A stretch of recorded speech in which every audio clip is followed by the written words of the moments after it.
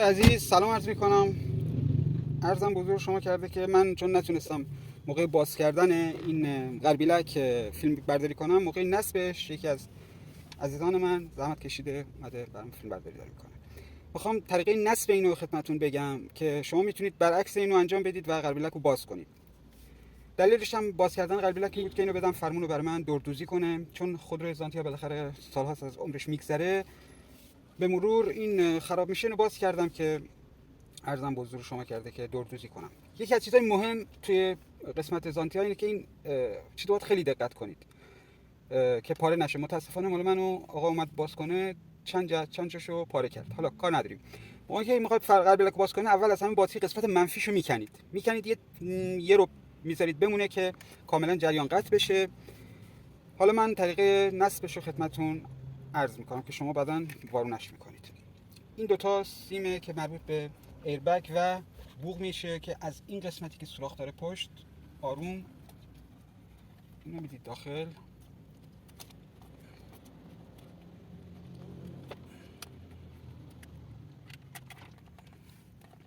خیلی باید با احتیاط رفتار کنید با این و فرمون رو به همون صورتی که کندید سعی میکنید جا بزنید.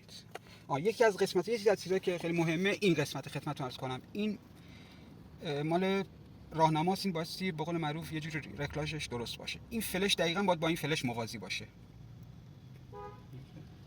این فلش دقیقاً یعنی وقتی میچرخونید این میچرخه، وقتی میچرخونید باید موازی با این باشه که این راهنما وقتی که قطع میشه خودش فرمون قطع میشه، اون راهنما برگرده سر جاش.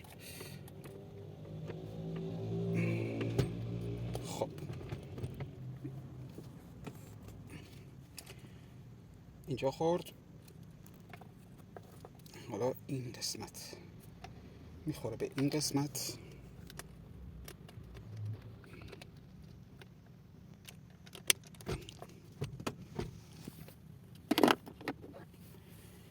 این پیچ شماره 50 فکر کنم بخوره، یا 45 یا 50 آچار تی. بله شماره تی 50. هوام خیلی گرمه.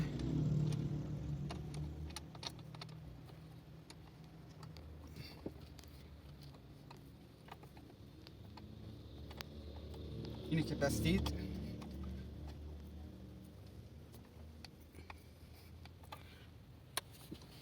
من یک چیزی باید باشه مثل من منطقه با آچار چرخ دارم این کار میکنم. این باید سی قشنگ اما کمش کنید. این دقیقا میخوره به پشت این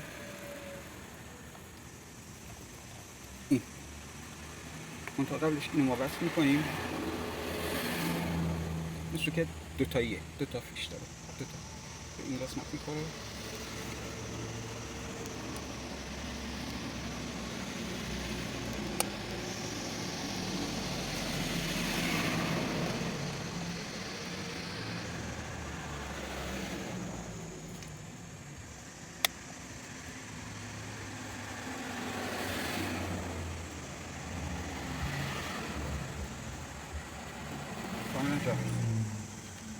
دوستان غربیلک که سر جاش گذاشتید، این پشت همونجوری که ملاحظه میکنید یه سوراخ این ور داره، یه سوراخ هم اون ور داره. تی 25 باش این دوتا رو هم این ور هم اون ور فرمون رو قفل آزاد میکنید، فرمون رو میچرخونید، همون ور رو کاملا محکم میبندید. دوستان در نهایت این قاب میمونه که این قاب به واسطه یه دونه پیچ بسته میشه. غربیلک رو میدید پایین، فرمون رو میدید پایین، اینو به این صورت میذارید. دقت کنید که عجله اصلا نباید بکنید، چون این ماشین یه ذره سنش بالا، امکان داره قطعاتش قشنگ باید این جا بخوره.